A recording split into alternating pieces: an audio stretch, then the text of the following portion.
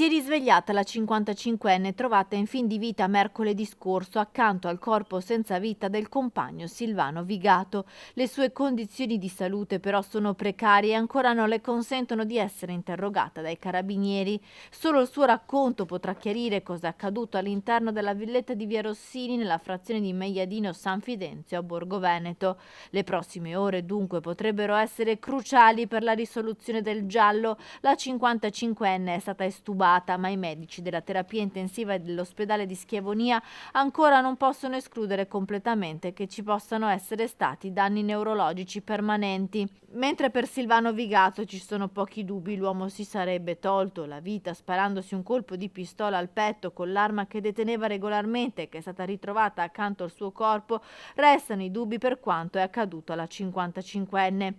L'autopsia e l'esame tossicologico che verranno eseguiti nei prossimi giorni sul corpo del 65enne chiariranno se prima di uccidersi abbia assunto qualche farmaco o sostanza nociva. I dubbi riguardano i momenti che hanno preceduto la tragedia. Una vicina ha raccontato di aver sentito litigare e poi il silenzio. Gli esami tossicologici condotti sulla donna invece hanno dato al momento esito negativo, ma da un secondo controllo i medici hanno evidenziato qualche segno sul suo corpo, forse provocato da una colluttazione.